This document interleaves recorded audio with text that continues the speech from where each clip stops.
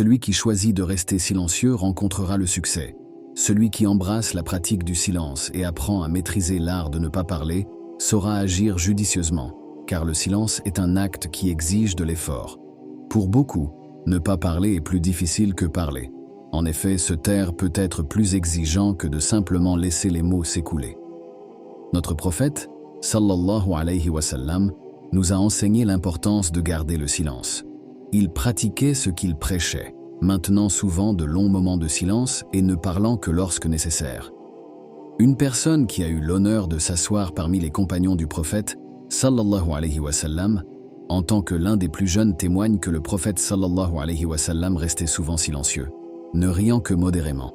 Même lorsque les autres compagnons partageaient des histoires, des jours de l'ignorance pré-islamique, ou récitaient des poèmes, se contentant de sourire en les écoutant. Ce témoignage nous montre comment le prophète sallallahu alayhi wa sallam vivait avec ses compagnons. Il les écoutait, leur permettant de s'exprimer et de partager leur joie, tout en choisissant lui-même de rester plus en retrait, communiquant principalement par sa présence attentive et ses sourires. Le prophète sallallahu alayhi wa sallam parlait de façon si mesurée et précise que si l'on souhaitait compter ses mots, cela était possible. Ses paroles étaient toujours poignantes, directes, brèves et précises, allant droit au but sans jamais s'attarder. Cette manière de communiquer est une marque de sagesse reconnue bien au-delà des frontières de notre religion. C'est un trait universel des personnes sages et érudites, qui privilégient la qualité de la parole plutôt que la quantité, en choisissant de parler uniquement lorsque cela est nécessaire et en préférant le silence au bavardage. On manifeste une véritable intelligence. Un des compagnons du prophète sallallahu alayhi wa sallam a partagé une sagesse précieuse concernant la reconnaissance des personnes vertueuses.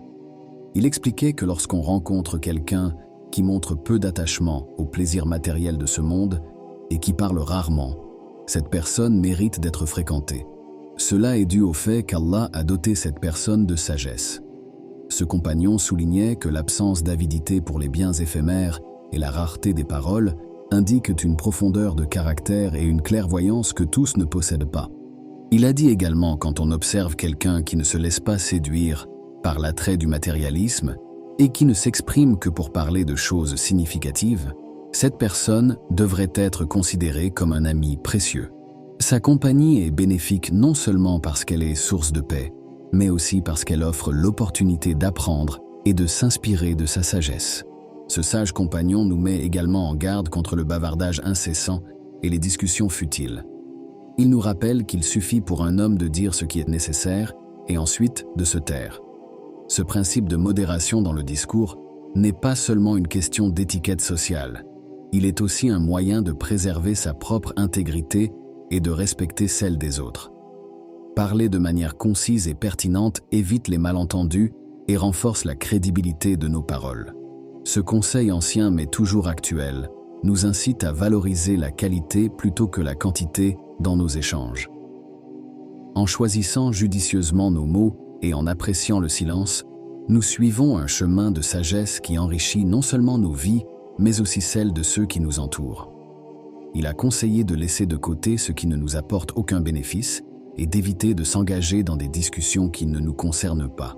Il a souligné l'importance de maîtriser notre parole en contrôlant notre langue avec encore plus de vigilance que celle que nous accordons à notre or et notre argent.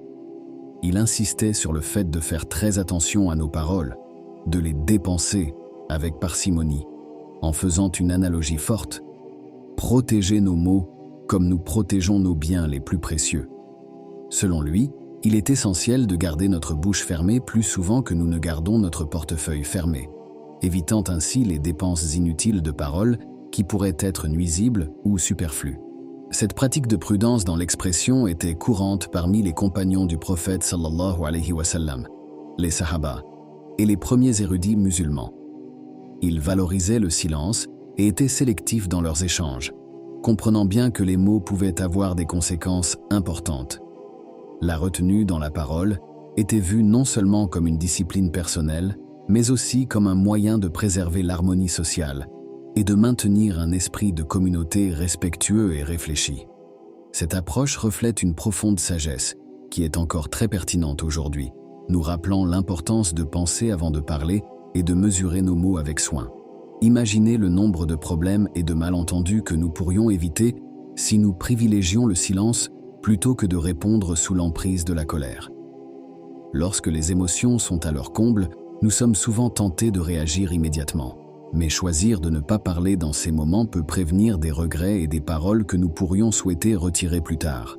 De même, dans les situations où nous pourrions être pressés de répondre ou de prendre une décision, le silence nous offre le temps de réfléchir, de peser nos mots avec soin et d'éviter des réponses précipitées qui ne reflètent pas notre intention ou notre pensée véritable.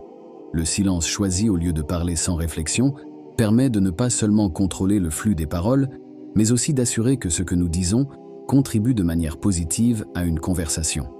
Il est rare d'être critiqué pour avoir choisi de rester silencieux. Bien sûr, il y a des moments où parler est nécessaire et important, mais ces occasions sont souvent moins fréquentes que celles où nous pourrions bénéficier de garder le silence. En général, parler sans réfléchir nous attire plus souvent des critiques et des problèmes que le fait de rester silencieux. Il est essentiel de reconnaître que notre langue peut être une source de détresse, tant pour nous-mêmes que pour les autres. Les paroles hâtives ou mal considérées peuvent blesser, créer des malentendus ou exacerber des conflits, souvent de façon irréversible.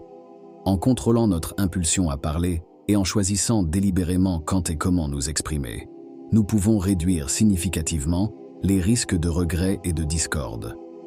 Un seul mot mal choisi peut mettre fin à des années d'amitié, tout comme une dispute peut ébranler l'amour entre conjoints.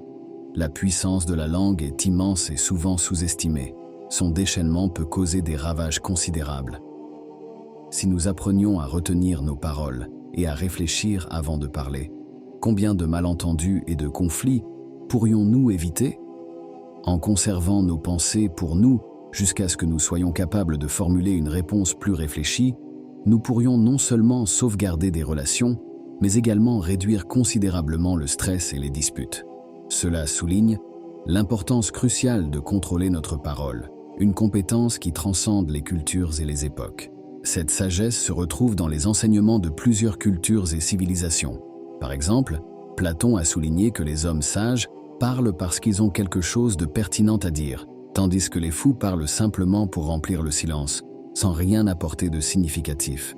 De même, Francis Bacon, un philosophe occidental, a comparé le silence à un sommeil nourrissant la sagesse, suggérant que le silence permet la contemplation et aide à minimiser les erreurs. Dans la tradition orientale, la méditation, qui exige le silence, est une pratique visant à cultiver la paix intérieure et la réflexion profonde. Ibrahim ibn Adham, un éminent savant et ascète, enseignait que le sommet de l'adoration est atteint lorsque nous pensons plus et parlons moins, à l'exception du dhikr d'Allah, la récitation des noms divins et des versets sacrés. De nos jours, le principe du silence doit également s'étendre à notre usage des technologies modernes, telles que les réseaux sociaux. Avant de tweeter, de publier sur Facebook ou d'envoyer un email, il est crucial de réfléchir, éviter de communiquer sous l'impulsion de la colère et prendre le temps de réfléchir aux mots que nous utilisons peut prévenir de nombreux malentendus et erreurs. Le silence n'est pas seulement une absence de parole, c'est une pratique délibérée qui reflète la sagesse et la maturité. C'est une marque de foi, comme le prophète l'a enseigné. Une partie de la perfection de la foi consiste à ignorer ce qui ne nous concerne pas. Le silence nous protège de blesser autrui, nous aide à donner une meilleure impression de nous-mêmes et, plus important encore, nous éloigne des péchés et nous rapproche de la satisfaction divine. En maîtrisant l'art du silence, nous cultivons la sagesse et favorisons une vie plus harmonieuse et respectueuse.